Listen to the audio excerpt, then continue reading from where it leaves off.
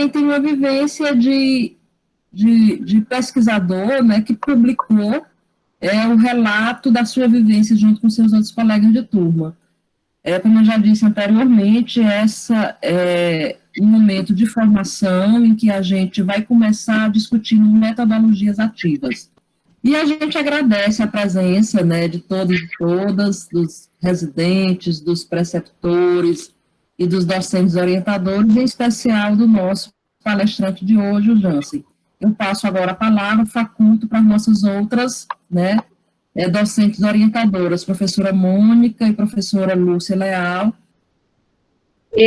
Na verdade, eu quero só agradecer ao Jansen por ter aceito esse convite, para falar de uma temática que, pelo menos para mim, ainda não é muito, não faz parte ainda do meu dia a dia. Eu conheço muito pouco de metodologias ativas, tenho interesse muito de conhecer, uma oportunidade que eu estou tendo, juntamente com todos aqui, para vivenciar essa experiência nova, tá? Agregar conhecimentos. Então, muito obrigada, Jansen, por você ter se colocado aqui nesse momento, de modo a compartilhar suas pesquisas, seus estudos nesse campo. Muito obrigada. Jansen, eu também só tenho a agradecer e já a se dizer parabéns a você pelo seu desempenho aí na sua jornada, como colega, né? Você agora é nosso colega. Pois bem, pois continuemos, né? Jansen, você pode, né, ficar à vontade. A metodologia, o Jansen vai dizer qual a melhor, se ele prefere primeiro apresentar e depois a gente fazer as colocações e perguntas, ou se as perguntas podem ser simultâneas, Jansen. Você define a metodologia que você achar melhor, viu? Então, eu vou abrir o slide, aí eu fico sem conseguir ver vocês. Mas se alguém quiser fazer qualquer pergunta, é só ligar o microfone e falar, não tem problema nenhum. Tá certo, então. Obrigada, Jansen. Hoje a gente vai discutir um pouco sobre metodologias ativas no ensino de língua portuguesa, tentando voltar um pouco para o ensino e para o período de regência no programa de residência pedagógica. Antes da gente partir para metodologias ativas e descobrir e ver alguns tipos de metodologias, é interessante a gente entender pelo menos uma base que seja esse conceito, de maneira bem simplificada, e depois vemos exemplos de metodologias ativas que são aplicadas em diversas disciplinas, inclusive na língua portuguesa. A gente pode definir metodologia ativa como um conjunto de metodologias que buscam e que proporcionam que o aluno tenha um aprendizado ativo. Não é uma metodologia, não é uma fórmula pronta, não é uma receita em que o professor vai lá e aplica na sala de aula, mas é um conjunto de metodologias que tem esse objetivo em comum, que é o de proporcionar ao aluno um aprendizado ativo, que o aluno aprenda de maneira eficaz e que esse aprendizado não seja só um decoreba, que depois de uma semana ou 2 semanas ele venha a esquecer aquilo que ele teoricamente aprendeu. Então, quando o professor utiliza no seu ensino, na sua sala de aula, alguma metodologia ativa, o professor deixa de ser o centro das atenções e se torna um programador, um facilitador, enquanto que o aluno deixa de ser um mero receptor, um mero agente passivo e se torna um agente ativo, um programador. Ele se torna aquele profissional, aquela pessoa responsável diretamente pelo seu aprendizado, que vai, lógico, utilizar do professor para aumentar ainda mais o seu nível de aprendizado. Então, nas metodologias ativas, o professor deixa de ser aquele centro das atenções e se torna um oportunizador, se torna um facilitador do aprendizado do aluno. E o aluno vai começar a ser o centro daquele processo, vai ser o protagonista. A gente pode observar que na sala de aula, não falo em todas as escolas, mas na grande maioria, pelo menos, a sala de aula é organizada daquela forma que a gente já conhece. Aquelas fileiras, o professor lá na frente, distribuindo o conteúdo, o conhecimento para os alunos, e os alunos somente absorvem aquilo como se fosse uma esponja, eles vão aprendendo para colocar na prova e poder passar de ano. Na metodologia ativa, mesmo que a organização estrutural da sala não se altere, por diversos fatores, pode ser alterada sim, mas não é o foco da metodologia ativa, não é isso, não é somente isso que deve ser feito. O aluno, ele começa a ser realmente o protagonista, porque ele é que vai oportunizar, ele que vai realizar o seu aprendizado. Eu trouxe um exemplo, eu acho que tem alguém querendo entrar na sala, deixa eu aceitar aqui. Eu trouxe um exemplo de como ocorre uma aula passiva hipotética, né? Como supostamente uma aula passiva ocorre. Primeiro, o professor passa o conteúdo de maneira falada, né, expositiva, ou ele enche o quadro de conteúdo, ou então faz um slide com os conteúdos. Depois, solicita a leitura do capítulo do livro e ou pede uma resolução de atividades. Então, o professor passa o conteúdo no quadro Data Show, pede para os alunos responderem uma lista de exercícios, viu que alguns alunos conseguiram tirar nota, responder boa parte daquela atividade, passa para o próximo assunto. Depois vem as provas, o aluno tira nota boa ou não, o aluno esquece e aguarda o próximo tópico para fazer tudo de novo. Então fica nesse ciclo. O professor passa o conteúdo, o aluno faz a atividade, ele faz a prova, esquece boa parte e espera a próxima unidade para fazer tudo de novo. Então, os professores conhecem diversos meios de ensinar e aprender que podem ser considerados como um tipo de metodologia ativa, ainda que não sejam rotuladas ou conhecidas por essa expressão. Então, os professores, eles às vezes até usam alguma metodologia que seja ativa, mas eles não sabem que estão fazendo isso, porque não conhecem. Na formação universitária, a gente não passa por momentos de metodologias ativas, a gente não tem esse conhecimento desde a nossa formação de licenciatura.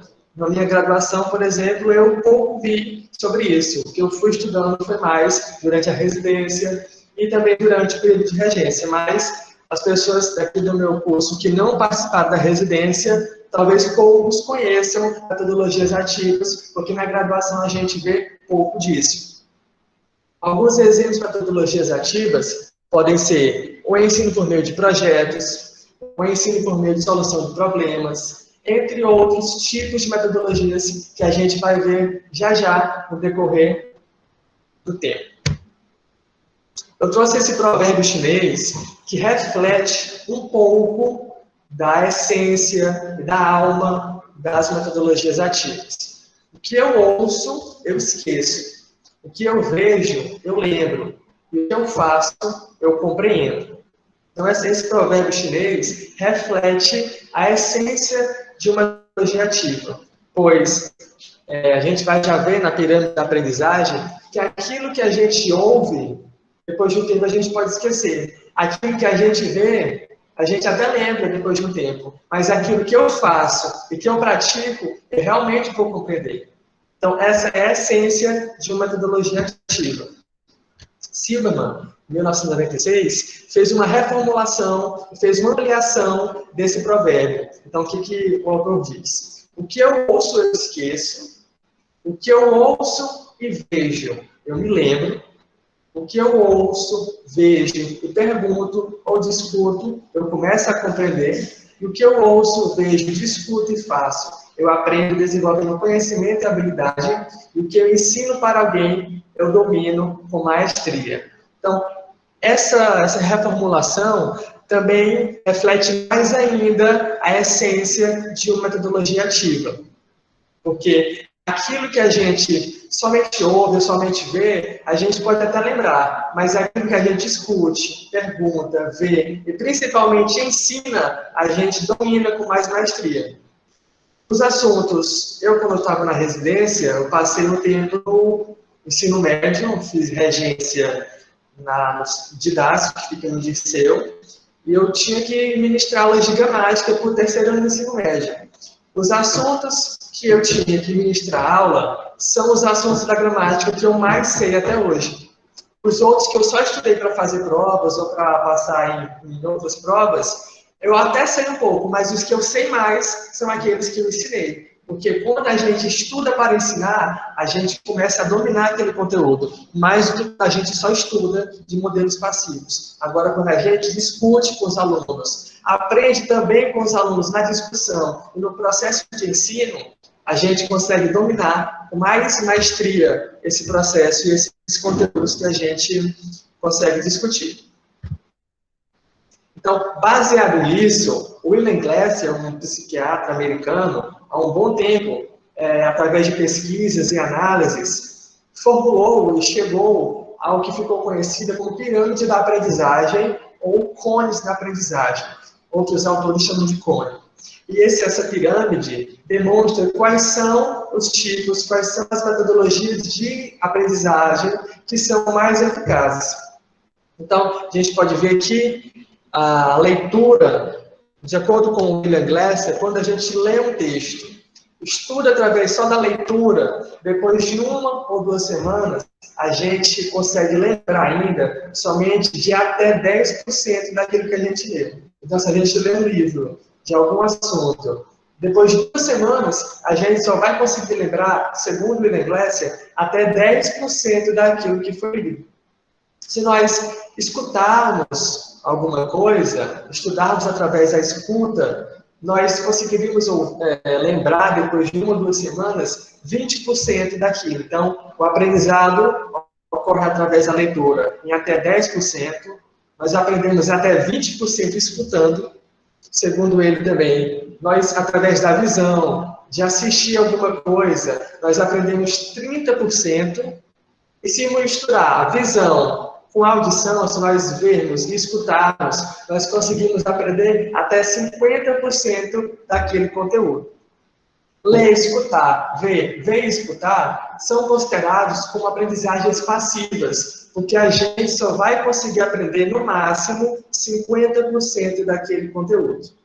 As outras metodologias, os outros cones dessa pirâmide já são as da aprendizagem ativa. Então, se a gente conversar, debater, reproduzir, classificar, numerar e definir, nós conseguimos aprender até 70% do conteúdo. Se nós praticarmos, nós conseguimos aprender até 80%.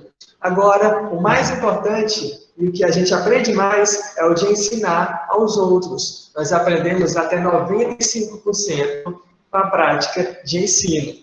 Então, quando nós ensinamos algo para alguém, nós aprendemos mais do que aquelas pessoas que estão apenas nos ouvindo. Então, essa metodologia ativa, essas metodologias ativas, são baseadas também nessa pirâmide. Temos aqui outro modelo, que é um pouco mais detalhado dessa pirâmide. Nós podemos ver que 70% a gente aprende quando discute com os outros. O que seria discutir com os outros? Conversar, perguntar, repetir, relatar, numerar, reproduzir, recordar, debater, definir, nomear. Então, nós também aprendemos 80% quando nós escrevemos, interpretamos, traduzimos, nos expressamos, revisamos, entre outros tipos. 95% nós fazemos quando explicamos, resumimos, estruturamos, definimos, elaboramos, entre outros meios de aprendizado que são ativos. Então, nós podemos aprender mais ou ensinar mais através não só da exposição do conteúdo, mas através da discussão. Ou seja, o professor não dá aulas passivas, em que ele só fala e os alunos só escutam. É interessante que os alunos participem ativamente desse processo, mas não é só esperar que o aluno saiba o que ele tem que falar, ou que ele tenha conhecimento sobre aquilo. o professor tem que oportunizar que o aluno conheça o conteúdo antes da aula, para que o aluno consiga participar ativamente. Se o professor chegar numa sala de aula e falar que hoje vai dar aula sobre oração adverbial, o aluno não sabe nem o que é oração adverbial. Como é que ele vai querer que o aluno participe da aula se ele nunca ouviu falar em oração adverbial? Então, o professor tem que oportunizar que o aluno consiga discutir com o professor sobre aquele assunto para que ele tenha essa aprendizagem ativa. Outra forma é o aluno escrever. Mas escrever não é copiar do quadro, não é o professor encher o quadro de conteúdo e o aluno começar a copiar. Escrever é compreender aquilo que está no quadro, é compreender aquilo que o professor está falando, interpretar e escrever com as suas palavras. É realmente o processo de escrita e não só de cópia. Outra forma também é pedir para o aluno ler o texto antes da aula. A leitura a gente aprende até 10%. E levar algumas perguntas pertinentes para o professor. Mas não é pedir para o aluno elaborar questões, porque senão o aluno vai pegar apenas o que está no texto e vai perguntar aquilo que está no texto. É para o aluno pegar as suas dúvidas que o texto não responde e pedir para o professor responder para ele, porque o texto não diz tudo. O professor pode saber mais que o texto e o aluno pode, após ler o texto, ver aquilo que ele não conseguiu entender e perguntar para o professor. Não é elaborar questões de caça-palavras no texto, é realmente fazer questionamentos pertinentes ao professor. Então, essa teoria de William Glasser apresenta uma nova e mais eficaz forma de aprender. O modelo tradicional é aquele expositivo, no qual o professor toma a iniciativa e ensina a matéria ao aluno, que, sentado na cadeira, escuta tudo passivamente. Já o modelo de Glasser faz parte das metodologias alternativas, metodologias ativas. A proposta é aumentar um pouco mais a participação desse estudante, a fim de que ele se torne mais ativo no seu próprio processo de aprendizagem. O Glasser defende que a assimilação do conteúdo pode ser melhor dependendo de como acontece o estudo. Quanto mais interativo, maior a fixação. Ou seja, quanto mais interação, quando passa mais tempo daquele dia da aula, a matéria continua fresquinha na cabeça, segundo William Glasser, esse psiquiatra americano. Então, essas metodologias ativas servem para o aluno perceber que ele é o maior responsável pela sua aprendizagem. Não é o professor, não é os pais dele, é ele que é o responsável pela aprendizagem dele. Só ele é que pode estudar. Porque, através só da escuta, ele não vai aprender o suficiente. Através só da leitura, ele também não vai aprender o suficiente de acordo com aquela pirâmide que a gente acabou de ver. Mas o modelo tradicional não precisa ser deixado de lado. O aprendiz pode complementar o processo com formas que colaboram para a apreensão das informações. Então, não é abandonar totalmente o modelo tradicional, e sim complementar com metodologias ativas para melhorar e facilitar essa aprendizagem. Temos esse gráfico aqui que mostra um pouco das características de metodologias ativas de ensino. Então, a metodologia ativa de ensino, o aluno é o centro do ensino da aprendizagem e com isso ele adquire autonomia, ele vai refletir sobre o seu ensino e sua aprendizagem, mesmo que de forma inconsciente, ele pode problematizar a realidade, ele pode trabalhar em equipe, dependendo da metodologia ativa que o professor passe. Ele vai inovar, porque não vai ficar apenas escutando, lendo e escutando. E nessas metodologias ativas, o professor vai ser o mediador, o facilitador e o ativador do conhecimento. Podemos até fazer uma comparação, uma metáfora aí, em relação à faculdade da linguagem do Chomsky, né? Que toda pessoa tem a capacidade de desenvolver uma língua, só basta ele ter o contato com o meio que fala aquela língua. Então, o professor vai ser aquele ativador para que o aluno consiga aprender, proporcionando para ele conteúdos, proporcionando para ele materiais e proporcionando para ele métodos dele realizar a sua aprendizagem.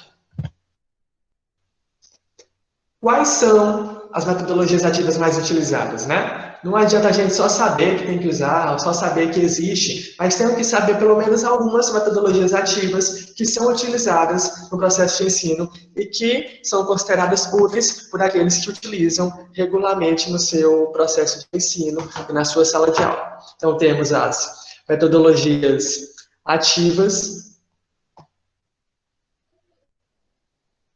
Tem internet ainda? Que no meu saiu. Tá tranquilo, Jansen. Nós estamos lhe ouvindo e olhamos os slides, viu? Foi no celular, sim. Então, eu trouxe alguns exemplos para a gente ficar por dentro, basicamente, de alguns. Então, temos a sala de aula invertida, ou Flipped Classroom, que é o nome em inglês. Temos a gamificação, a aprendizagem baseada em problemas, a leitura prévia e a aprendizagem baseada em desafios. Nós vamos ver algumas delas agora. A primeira, nós vamos ver a sala de aula invertida. Como o nome já diz, a lógica da organização de uma sala de aula vai ser invertida. Como que acontece uma aula tradicional? O professor chega na sala de aula, não é uma regra fazer isso, né? Mas acontece muito assim. O professor chega na sala de aula e fala, hoje o assunto vai ser orações adjetivas. Então ele passa o conteúdo no quadro, os alunos escutam ele falando, e depois eles vão ler o capítulo do livro, eles vão fazer as atividades. Na sala de aula invertida, isso vai ocorrer de forma contrária, de forma invertida. O aluno vai ter o contato com o conteúdo através do meio virtual, principalmente através do meio virtual, porque nós estamos no século XXI, 2021 está aí, então, basicamente através do meio virtual. E ao chegar na sala presencial, o aluno já vai estar ciente do assunto a ser desenvolvido. Não é que ele vai chegar na sala de aula sendo um expert naquele conteúdo, mas já vai ter pelo menos uma base, já vai saber do que se trata a aula, não vai mais ficar perdido no meio do tiroteio. Então, uma aula tradicional é formada por um professor que repassa os conteúdos e conduz o ensino. Na sala de aula invertida, a ideia é dar liberdade para que o aluno conduza seus próprios estudos. Para aplicá-la, é fundamental criar uma rede de comunicação efetiva com os estudantes e auxiliá-los nesse processo. Então, o professor pode criar uma sala de aula no Google, pode criar um grupo no WhatsApp, pode fazer um grupo no Facebook, ele pode utilizar a tecnologia a favor dele, dependendo, claro, do contexto onde ele dá aula, dependendo da série dos alunos, dependendo de uma série de fatores. Por isso que não é uma regra pronta. O professor tem que analisar onde é que ele está trabalhando, ver qual é a capacidade que os alunos deles têm de acessar a internet, entre outros fatores. Então, primeiro passo, se a gente pode falar assim, é que o aluno tenha o contato prévio com o conteúdo. E a sala de aula vai se tornar somente, não posso falar somente, mas vai se tornar um local de interação entre o professor e o aluno. Nesse caso, os alunos que antes realizavam todo o processo do consumo de conteúdos dentro da sala de aula, agora começa a fazer dentro de suas casas ou em qualquer outro lugar que tenha acesso à internet por intermédio do ensino online. E só posteriormente executam esse conhecimento na sala de aula. Quais são as vantagens? Primeiro, é o aluno ativo. Por muito tempo, nos apropriamos de um sistema educacional tradicional, que até então foi o nosso único. Tudo que era visto era de forma linear. Agora passa a ser compreendido de maneira virtual, interativa e dinâmica. A sacada desse processo de aprendizagem é colocar o aluno como protagonista no processo de aprendizagem. Nesse processo, ele tem toda a autonomia necessária para adquirir novos conhecimentos e habilidades quando lhe for mais conveniente, graças, principalmente, ao uso da tecnologia. É o próprio aluno que decide quando, como e onde eles vão aprender. Esse quando, como e onde é um pouco relativo. O quando é dentro do prazo definido, porque não pode ser no final do ano, não pode ser depois que já passou tudo, tem que ser naquele prazo lá. O como depende muito de como o aluno vai ter condição, se ele tem tablet, se ele tem celular, se não, se vai ser impresso. E onde, realmente, onde eles quiserem. Melhor aproveitamento do tempo, já que os alunos, pelo menos alguns, né, porque tem alunos que não fazem o que é pedido, terão uma base do que será discutido na aula, o tempo da aula é otimizado e poderá ser usado para aprofundar um tema e discutir os tópicos mais avançados, que geralmente não davam tempo. Então, em vez do professor começar lá do começo, em 50 minutos de aula que ele tem, o aluno já vai saber o que vai ser discutido, então ele não precisa começar do começo. Ele já pode avançar no assunto, pode responder perguntas dos alunos, pode caminhar para aquelas partes do conteúdo que geralmente não dava tempo, porque eles ficavam presos ainda no começo, ainda na parte inicial, e não desenvolviam muito aqueles assuntos e aqueles conteúdos. Então, por isso, há uma melhor aprendizagem porque a aprendizagem vai ser num ritmo melhor, porque o aluno vai poder fazer esse contato, vai poder ter esse contato com os textos, com os materiais, sejam textos escritos, textos imagéticos, antes da aula. Esse gráfico vai fazer uma comparação entre a sala de aula tradicional e a sala de aula invertida. Então, o primeiro tópico é o plano de aula e preparação de materiais. Na tradicional, o professor prepara o conteúdo a ser ministrado e as atividades a serem desenvolvidas na sala. Na sala de aula invertida, há uma preparação dos materiais assíncronos para casa, que pode ser PDF, vídeos, mapas mentais, exercícios, etc., e das atividades a serem feitas em sala de aula. Então, o professor primeiro vai preparar o que é que ele vai mandar para o aluno ver em casa. Se vai ser um PDF explicativo, se vai ser uma videoaula, se vai ser um mapa mental, ou se vão ser tudo isso. Então, o professor vai preparar esses materiais para serem feitos em casa. E também vai preparar o que é que vai ser feito na sala de aula. Então, o professor tem que preparar mais coisas, porque ele tem que saber o que vai ser feito em sala de aula, em casa e em sala de aula. O acesso ao conteúdo é feito, a tradicional, em sala de aula. Então, o professor só tem aquelas 2 horários seguidos para dar o conteúdo, para discutir o conteúdo, passar atividades e fazer tudo o que ele precisa. Com a sala de aula invertida, o acesso ao conteúdo pode ocorrer em diversos locais, pois os materiais são assíncronos, não são síncronos. Então, o aluno pode fazer esse acesso ao conteúdo em casa, onde ele quiser, né? Então, ele tem esse acesso prévio ao conteúdo. As atividades. No tradicional, as atividades realizadas em sala são basicamente assistir a aula do professor e resolver exercícios de fixação. Já em casa, as atividades são variadas e geralmente mais complexas, como a escrita de textos e resolução de problemas, o que exige muitas vezes a ajuda do professor.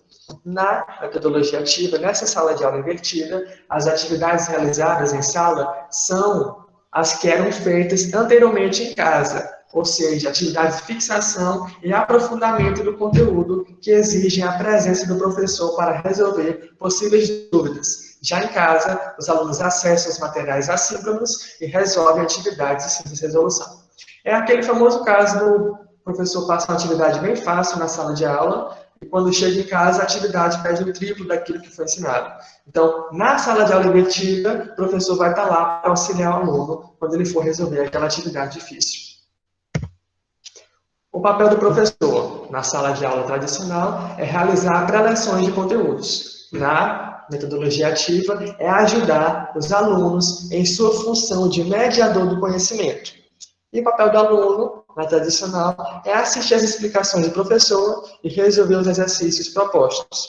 Na sala de aula invertida, o aluno tem que acessar previamente os materiais, estudar de maneira autônoma os conteúdos e anotar suas dúvidas. Em sala de aula, deve sanar seus questionamentos, participar ativamente das discussões e resolver as situações e problemas.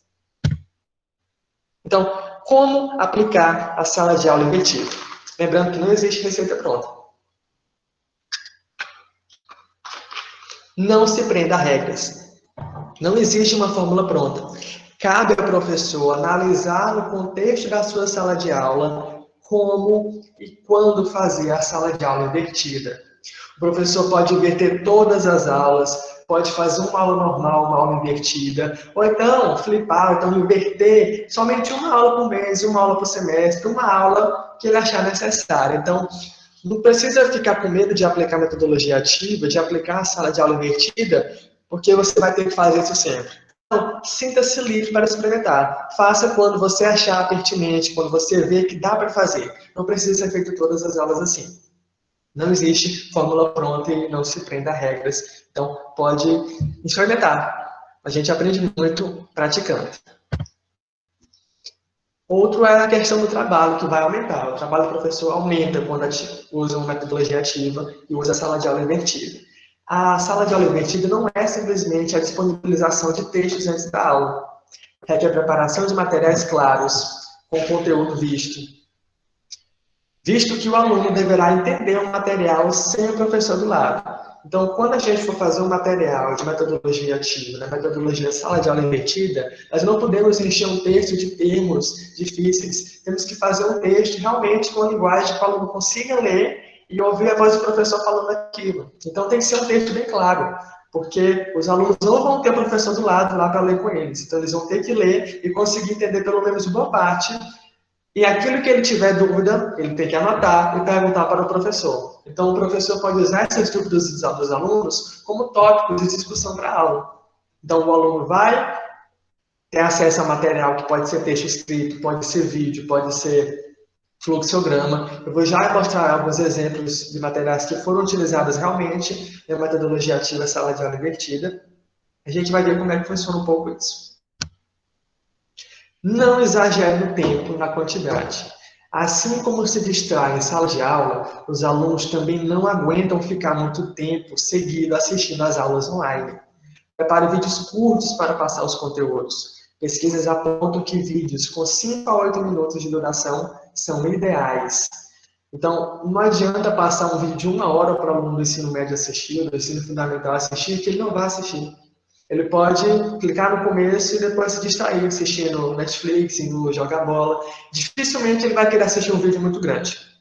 Então, é interessante colocar vídeos curtos, de no máximo 8 minutos, e que esses vídeos tenham introdução, que vai resumir o que vai ser dito no resto do vídeo, e uma conclusão, que também retoma o que foi dito, para que aquele conteúdo seja bem organizado. Então, se for um vídeo falando sobre figuras de linguagem, que na introdução o professor vai dizer o que vai ser discutido na aula, e no final ele retoma os principais conceitos, para que seja um vídeo coerente, coeso, sintético e rápido, porque a discussão em sala de aula ainda vai ocorrer, vai ter outras atividades para serem feitas, e não pode focar somente num vídeo longo.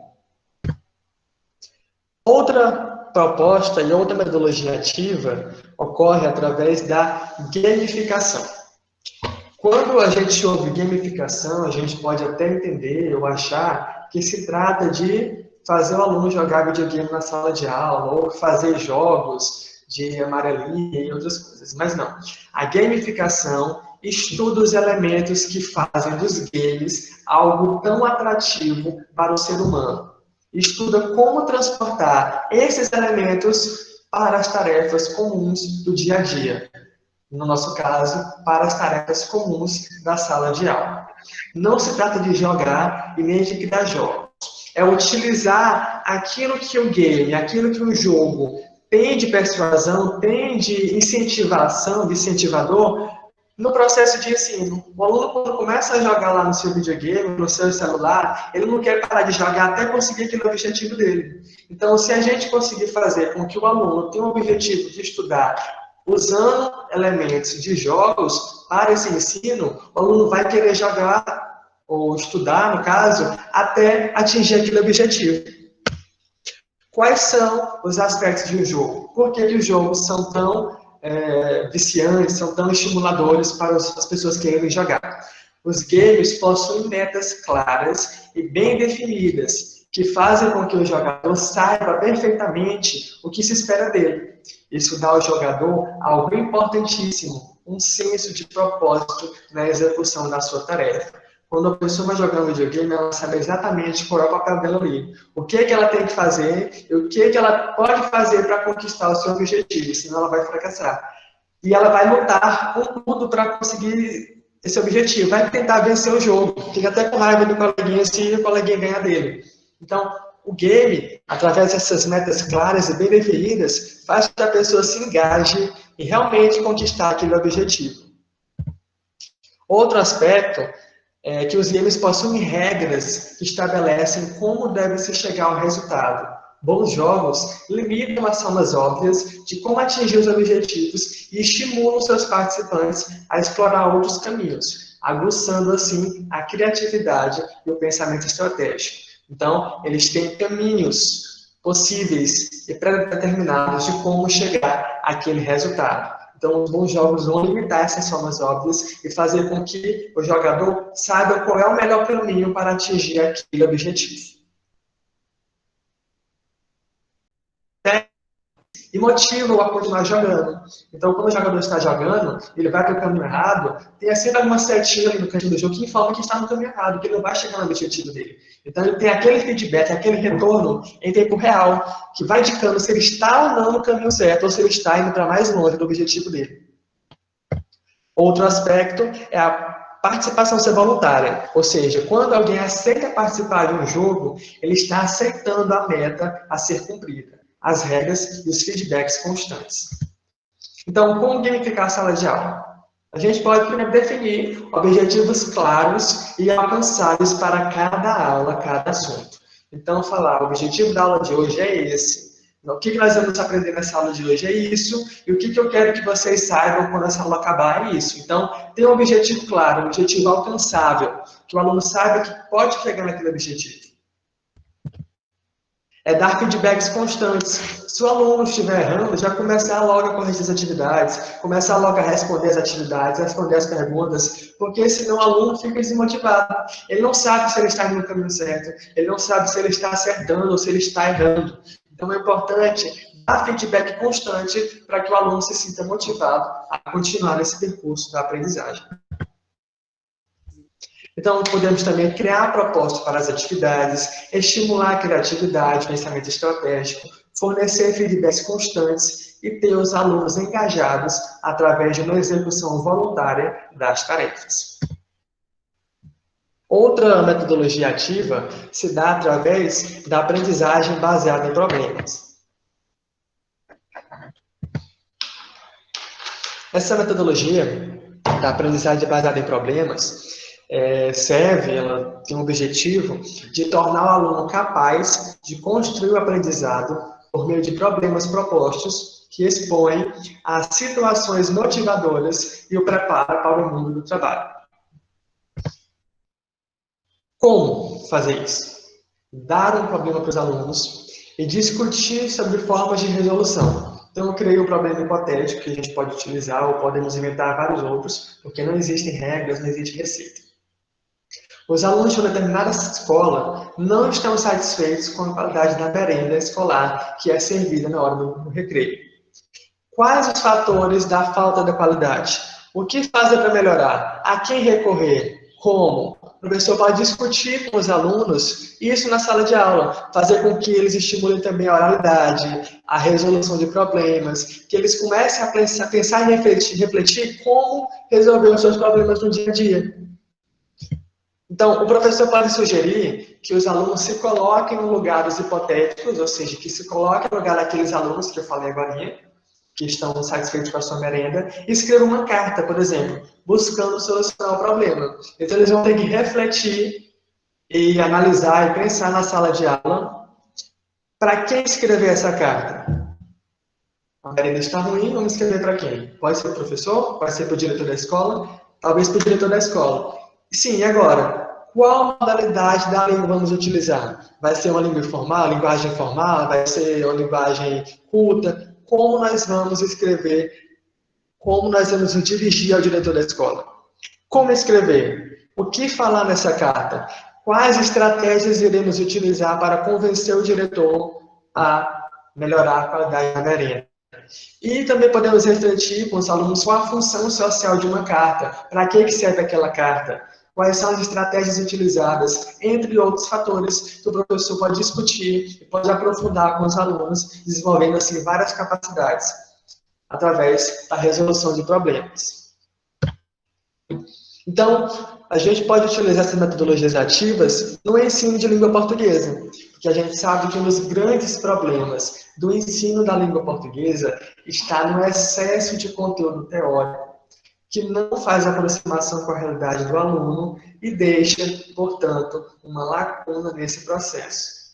Nós sabemos que muitos professores de gramática, redação, enchem os alunos de conteúdo teórico, enchem eles de decorebas para eles decorarem e assim fazerem as provas e serem aprovados. Mas não fazem aproximação com a realidade do aluno e deixam essa lacuna no processo de aprendizagem.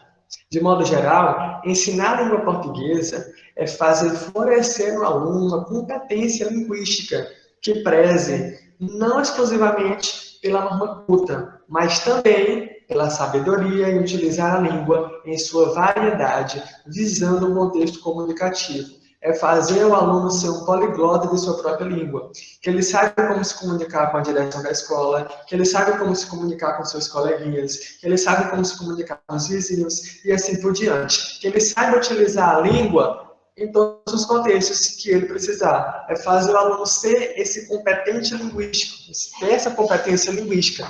É um dos principais fatores da ensino de língua portuguesa. E não somente decorar as classificações gramaticais que são ensinadas nas escolas. Então, com o ensino de língua, é primordial formar, a partir do ensino da língua, leitores competentes que possam produzir, ler e compreender textos de forma clara e concisa. E quando falamos em texto, não é somente textos escritos, mas sim textos orais, textos verbovisuais e todos os textos que o aluno precisa e vai ter contato com o resto da sua vida.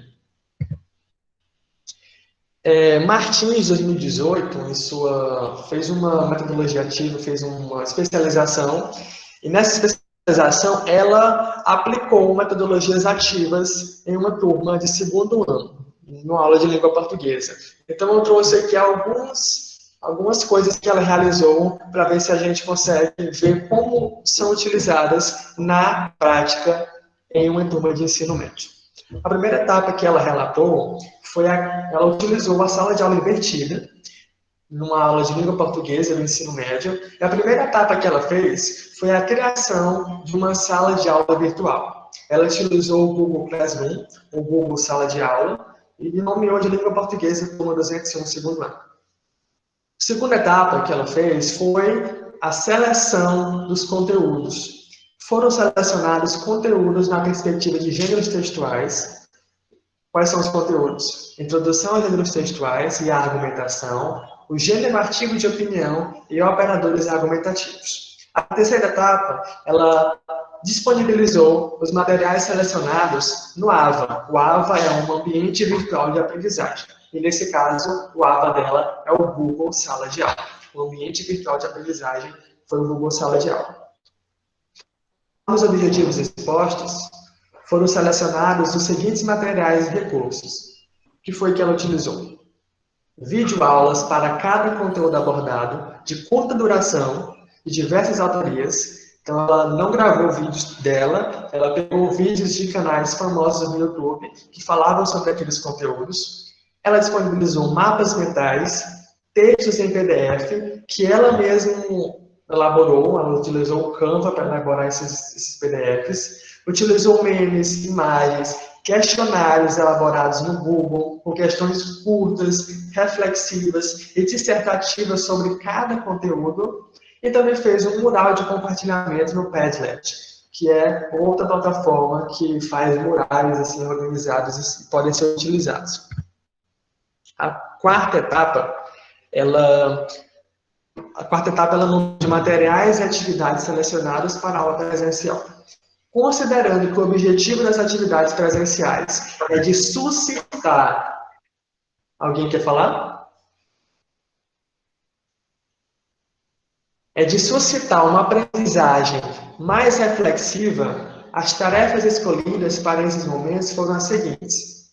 Então, ela selecionou textos de diversos gêneros textuais, de revistas, jornais, etc. Fez discussões a partir dos questionários, propôs produção textual argumentativa, propôs exercícios reflexivos sobre conjunções, entre outras coisas que a gente vai já ver nos próximos slides. Então, eu acessei a sala de aula virtual dela, que ela disponibilizou, e vi algumas tarefas e algumas aulas invertidas que ela fez. A primeira aula, a primeira tarefa, o assunto foi gêneros textuais. O que foi que ela fez? Ela colocou 2 vídeos, um do Descomplica e um do Brasil Escola, que vão explicar um pouco sobre o conteúdo. Colocou aqui o tópico da aula, dizendo o que vai ser aprendido, o objetivo da aula, e colocou um formulário, que ela chamou de questões investigativas. Vamos aqui no próximo slide. Essas questões. A primeira questão é perguntar qual dos materiais disponibilizados foi o mais interessante para o aluno entender o que são gêneros textuais. Ou seja, qual material o aluno mais gostou. E a segunda questão é qual gênero textual daqueles que ela disponibilizou é o que ele mais gosta de ler e quais são as suas características. Então, são só duas perguntinhas básicas para o aluno ler o material, assistir o material antes e responder. E ela colocou um aviso de que as questões têm que ser respondidas em até 24 horas antes da aula presencial. Então, tem a questão de realmente inverter, de ter essa antecedência para a professora ter tempo de ler as respostas e basear a sua aula com base nas respostas. E a primeira questão serve para ela ter esse feedback dos alunos, para ela saber qual material está sendo mais eficaz para que ela possa replanejar as próximas atividades, porque não existe uma fórmula pronta, então a professora precisa estar sempre se adaptando e vendo como é que os alunos estão se adequando, se adaptando àquelas metodologias utilizadas. A segunda tarefa, o assunto foi argumentação. Ela colocou 3 vídeos, um bem curtinho de 60 segundos, um pouco maior de 7 minutos e 45 segundos e outro também nessa faixa. Além dos 3 vídeos que ela coletou na internet, ela colocou um PDF que ela mesma produziu. Eu não coloquei aqui o PDF, mas ela produziu um PDF bem sintético, só 3 ou 4 laudas, dizendo o que é argumentação e fazendo com que os alunos tenham esse contato prévio com o assunto após terem assistido aos vídeos. Depois ela colocou também um questionário, que ela colocou várias tirinhas que mostravam os personagens argumentando, e no final colocou uma questão pedindo para o aluno descrever uma situação cotidiana em que ele estava argumentando. Então, para que ele responda, ele vai ter que ter conhecimento sobre o que é argumentação e para explicar melhor como foi que essa argumentação ocorreu.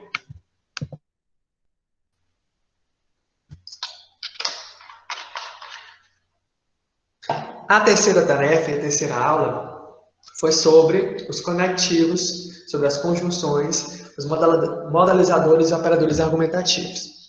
Nessa aula, ela colocou 4 vídeos, um do professor Noslen, um do Redação Online e outros 2 vídeos, para o aluno assistir e ter esse contato prévio com os assuntos antes da aula presencial. Colocou também um PDF que ela fez de 5 laudas, bem explicativo, que ela fez no Canva, e eu trouxe, não trouxe esse PDF também, mas ela colocou, além do PDF, uma atividade de uma só questão. Essa atividade, ela colocou um texto e suprimiu algumas palavras que são operadores argumentativos e pediu para que o aluno reescreva, substituindo esses cortados aí, que esqueci o nome, por os operadores argumentativos corretos, adequados. Então, o aluno copia e cola o texto na resposta e começa a substituir as lacunas pelos operadores argumentativos adequados. Ele tem que entregar isso 24 horas antes da aula. Então, quando ele chegar na aula, ele já vai ter essa prática, já vai saber pelo menos o que são operadores argumentativos e como utilizá-los. Então, a aula vai poder fluir melhor, porque o aluno já vai ter uma base, já vai saber, já vai ter feito uma atividade sobre isso. Então, a aula pode ser desenvolvida de forma mais eficaz. E a tarefa 4 são sobre o gênero artigo de opinião. Ela colocou 3 memes, um do Homem-Aranha e outros 2 memes, que vão falar um pouco sobre opinião. 2 videoaulas e um PDF de 5 laudas feito por ela, que ela vai exemplificar um pouco mais sobre esse gênero, além de colocar um texto participante desse gênero. Colocou um artigo de opinião para que os alunos tenham esse contato com o gênero, além de ter colocado um questionário. Esse PDF eu trouxe o print dele, então a primeira lado tem um aspecto bem dinâmico, a pessoa dá vontade de ler, porque é todo colorido. E não são textos grandes, são sempre topicalizados, para o aluno ler, bater o olho e já conseguir ler de uma vez o que está dizendo, né? São textos fáceis de serem lidos.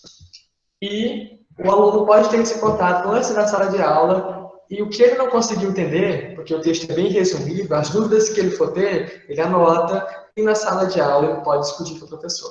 A professora também pode perceber isso através das suas redações, dos seus textos, das suas respostas.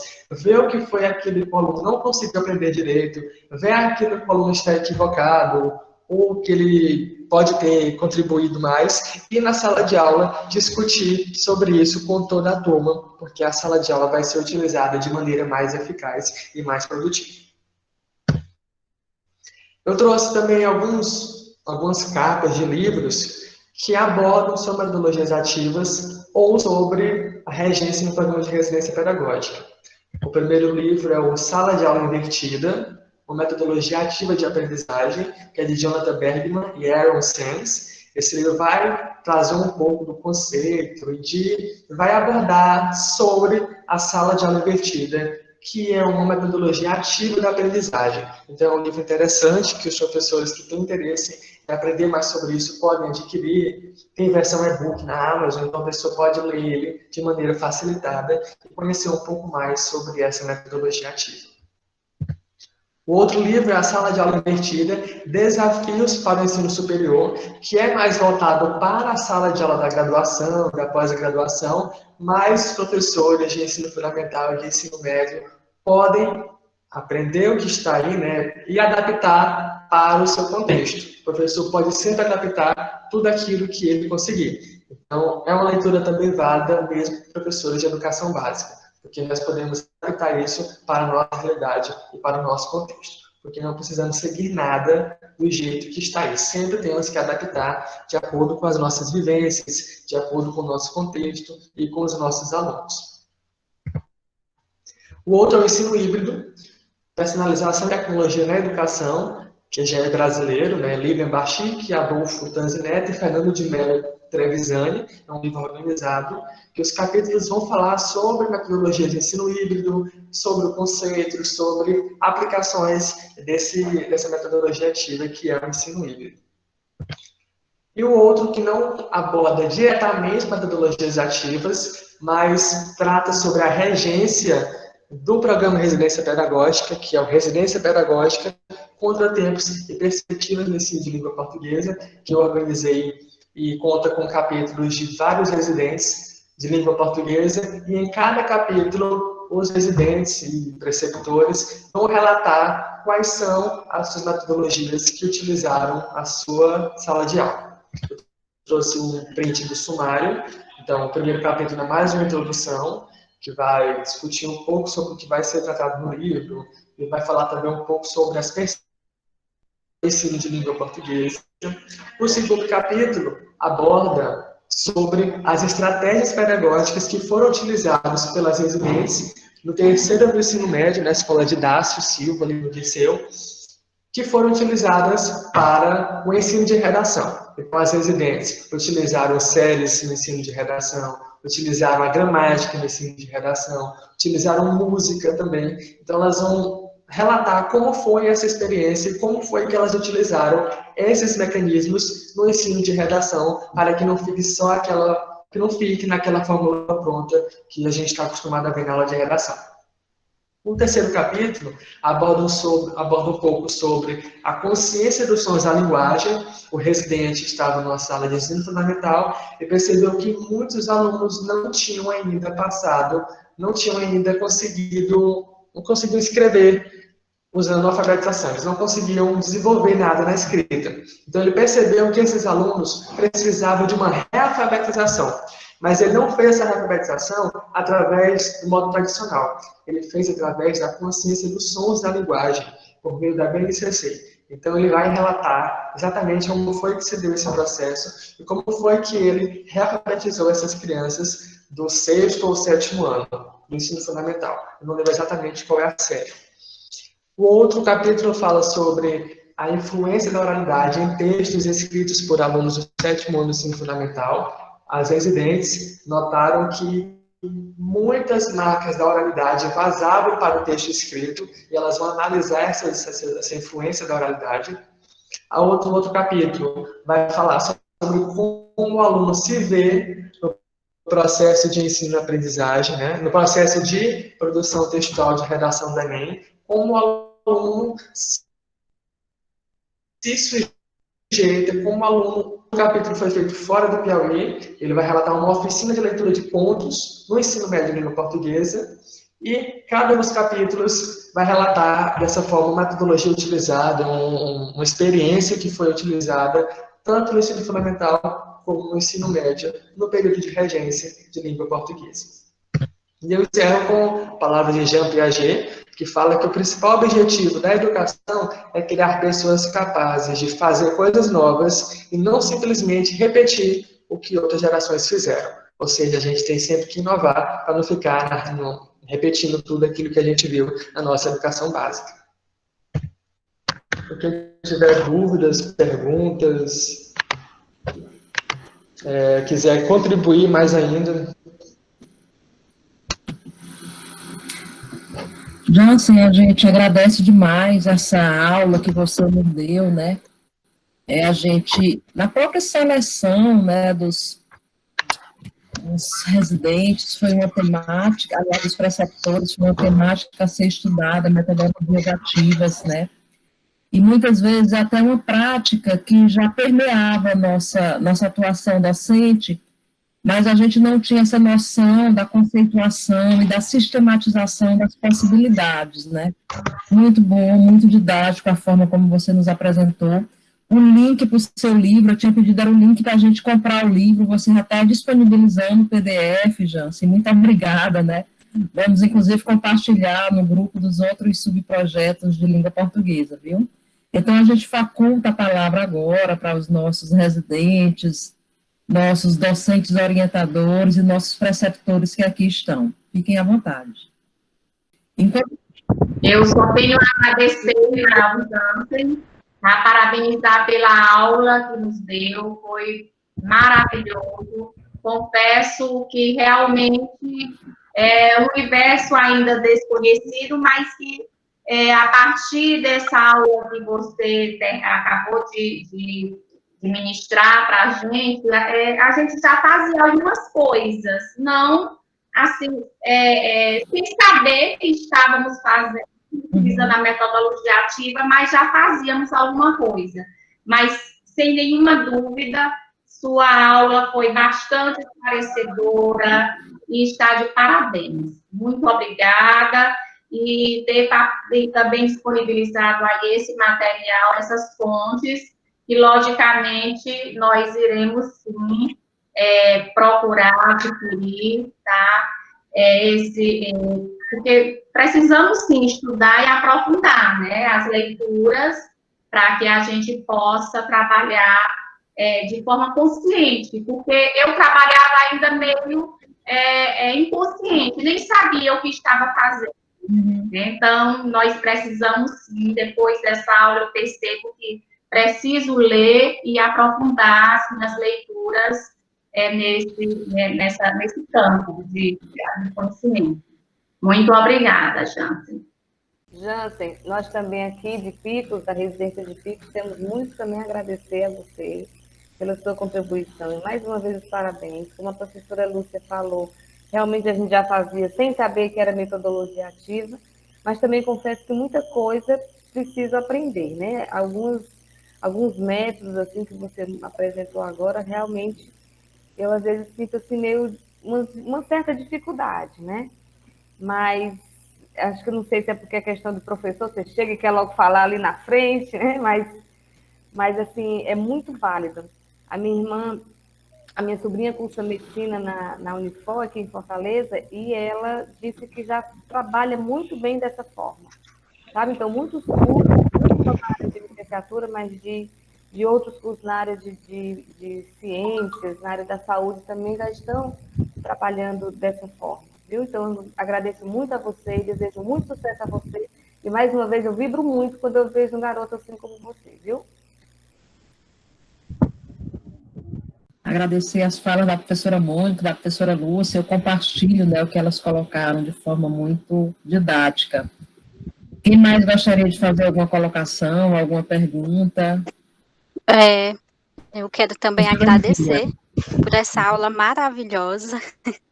Tirei muitas dúvidas sobre esse assunto, né? Porque na minha formação eu não tive contato, né, com esse conteúdo, então as dúvidas eram muitas, e o Jansen colocou aqui de forma muito clara e tirou nossas dúvidas, e ele ajudou aqui com várias ideias para colocar em prática, não só na residência, mas também nas aulas remotas, né?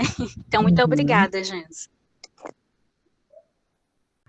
Queria agradecer ao professor Jansen também e dizer que eu já tinha participado de um curso, mini curso pela Universidade Uninassal, e a sala era de metodologia ativa. Eu achei muito interessante assim, a disposição da sala. Tinha TV em todas as paredes, slide para tudo que o aparelho, né, de slide, projetou em todos os lados, as mesas ficavam em círculos. E eu achei até mais fácil de se concentrar, porque às vezes a gente percebe que o aluno está olhando para a janela da sala, está olhando para o colega, e lá, mesmo que ele estivesse conversando, para todo lado que ele olhasse, ele ia estar vendo o conteúdo que o professor estava aplicando.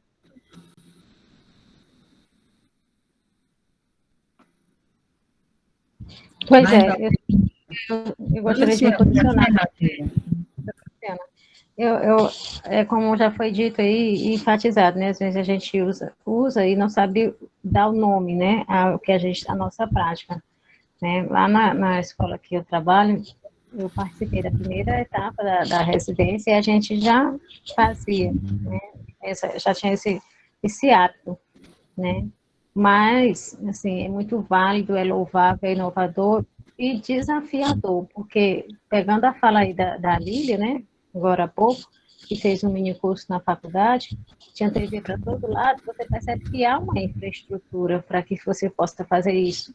Né? Eu não estou dizendo que quando não há, você não faz, não é isso que eu estou dizendo. Estou dizendo que na educação básica, como ele se referiu aí ao final, né, é mais complicado, porque essa estrutura a gente não tem. A gente tem que se desdobrar para colocar em prática, né, essas novas tecnologias, né, mas nadando mesmo contra a maré. As dificuldades, elas são muitas, né, e a gente vai tentando superá-las, né, esbarrando um aqui, outro ali, e tentando realmente, porque essa estrutura que você encontrou na faculdade, na educação básica, a gente não tem, né, e é realmente desafiador.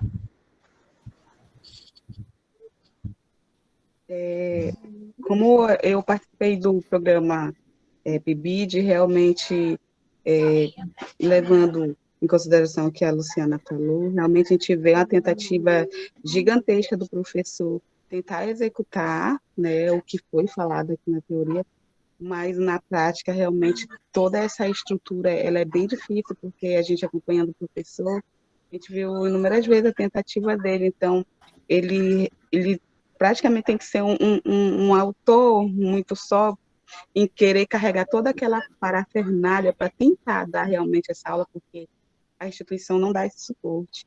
Então, a gente viu alguns professores para tentar fazer essa aula interativa, levando caixa de som, microfone, tudo de casa, quando para o carro, abre o porta-mala, todo aquele material, porque realmente o ambiente não proporciona que você desenvolva do jeito como você quer. Então, consigo ver essa dificuldade maior, mas o professor em si, é como foi falado, ele acaba trabalhando, não sabe o nome do que ele está executando, como é mesmo, como foi explicado aqui, mas, no fundo, o professor ele tem essa alma de querer executar isso desse jeito, mas não tem realmente uma estrutura. Mas eu espero muito, né, que a gente está entrando nisso também, que a gente consiga desenvolver isso, porque realmente na teoria, assim, é muito bonito. Então, se na teoria é agradável, na prática deve ser assim, uma forma grandiosa. Boa mesmo. Na verdade, você andava comigo, não se identificou, não sei quem é, de onde é? Não, eu sou a aluna Cláudia da UESP, então a gente acompanhava o professor no programa UESP, então a gente via. UESP Teresina ou UESP? Na UESP Teresina, e a gente vê assim, o Eu desdobramento do professor. Eu estou brincando com você, porque na verdade essa é a minha realidade, entendeu? Você andou comigo, estou brincando com você, porque é isso mesmo. professor, ele tem que ter do T, né? Eu me deparei, olha, no tempo, eu já tenho 20 anos de sala de aula, então eu sou do tempo da Xerox, do retroprojetor, entendeu? E aí, com o passar dos anos, a gente vai, né, adquirindo os nossos próprios equipamentos, porque a gente faz o sacrifício. Eu sou a defensora assídua, viu, falando isso. Né? Acho que o professor devia ter uma bolsa, até briga comigo, devia ter uma bolsa, um incentivo, assim como o Estado tem o incentivo para paletó, para gasolina, o professor devia ter essa bolsa para você adquirir seu material, seu data show, seu notebook melhor. E esses equipamentos, hoje em dia a gente tem tantos, tem áudio, não sei o quê, tem cabo para isso, cabo para aquilo, cabo para não sei o quê.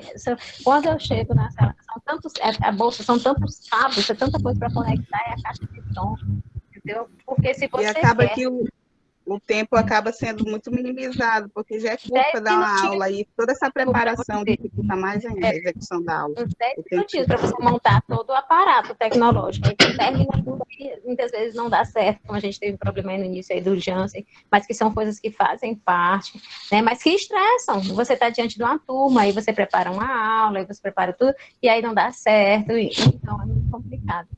Então, eu sou a favor de que a gente devia ter uma bolsa, assim como os deputados, um recurso para a adquisição do nosso material, né? Mas isso não existe ainda, né?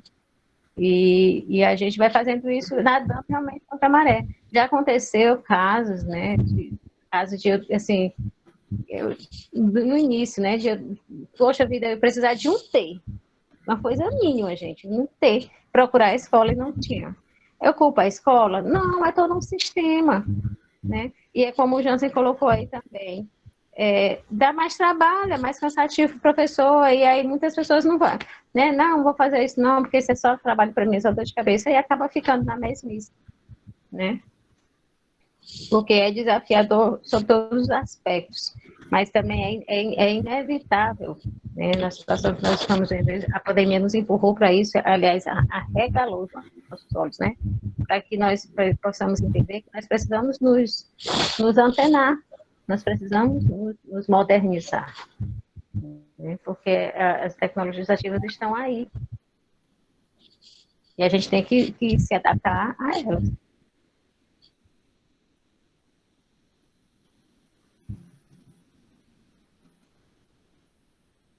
Muito bem, gente. Mais alguém gostaria de falar?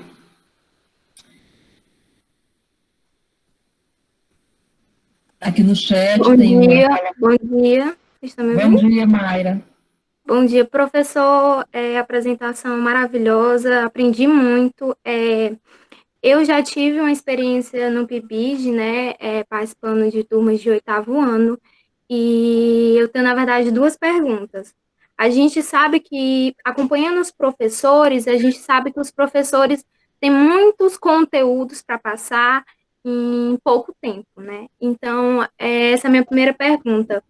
Como dando suas dicas, como é que nós, como professores, podemos nos organizar em questão de tempo, o que a gente já tem que passar para trabalhar essas metodologias ativas dentro da sala de aula? E a outra pergunta é, como o senhor mostrou, tem a questão de abrir sala. Mayra, parece que deu uma travadinha, Mayra. Realmente, o acesso aos equipamentos para proporcionar aulas em que o aluno seja o protagonista é uma realidade nas nossas instituições, não só nas escolas, né, Luciana e Cláudia, nas universidades também.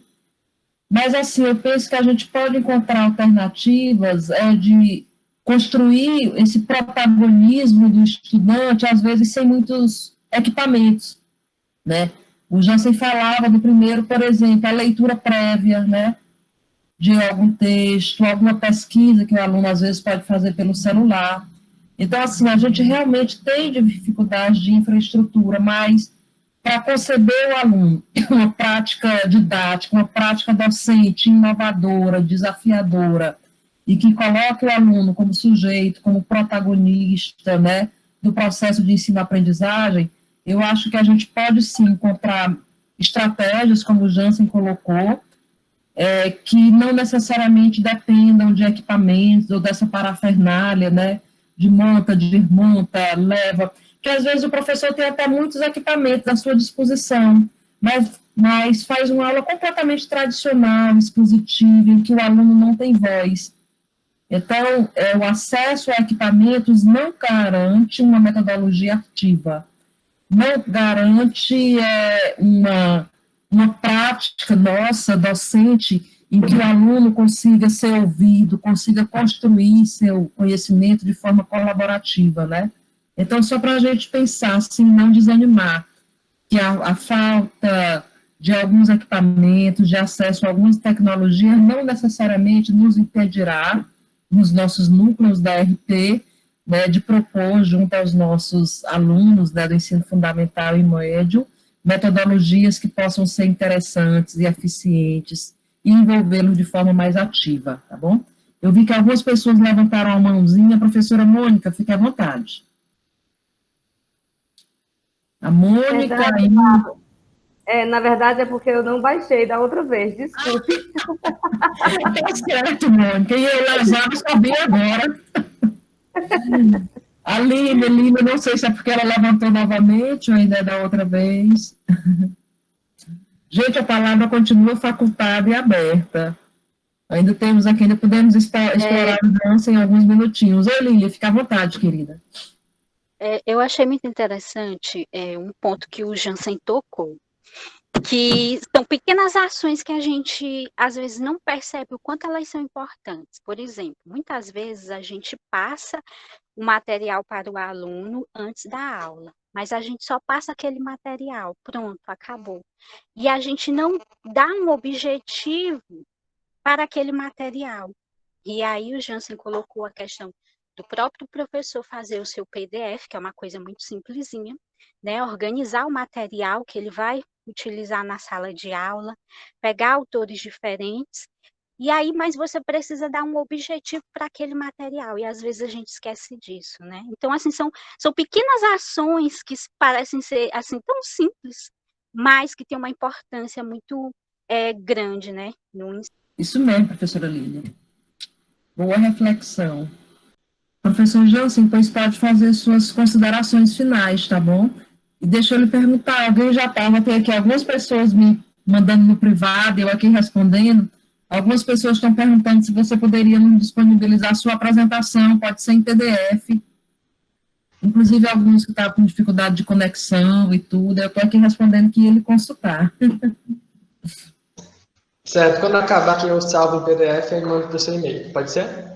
Tá certo, ótimo, que aí a gente disponibiliza nos grupos. Obrigada, Jansen. Então, consideração final é só agradecer o convite da professora Bárbara. Aprendi muito enquanto fazia a palestra, né? Metodologia ativa sendo utilizada, pelo menos para mim, eu estava aprendendo bastante enquanto discutia.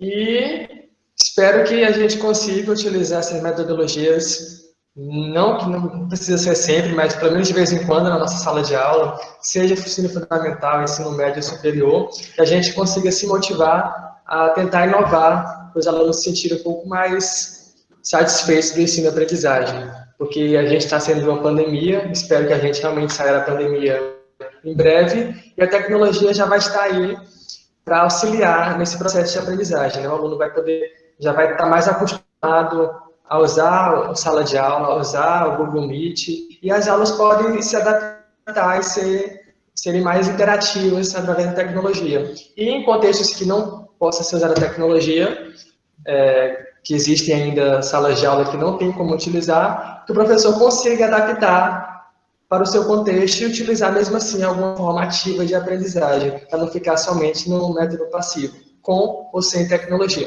Por isso que eu sempre falava que a sala de aula invertida é usada preferencialmente com tecnologia, mas não exclusivamente. O professor pode sim utilizar outros meios, seja imprimindo os textos para os alunos lerem, seja fazendo a gamificação de forma impressa, mas sempre tem como dar um jeito de fazer uma coisa ativa.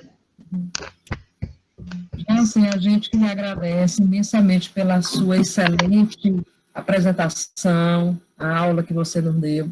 Agradecemos às nossas equipes, aos nossos núcleos, residentes e preceptores que estão aqui conosco. Essa faz parte de um momento inicial do módulo 1, que é de formação, né? A residência nesse ano, já ela está um pouco diferente do formato da época que você foi preceptor. Agora são 3 módulos, cada um com 138 horas. Nós estamos agora nas primeiras 85 horas de formação, né? Gente, pois eu desejo na verdade eu desejo saúde, né?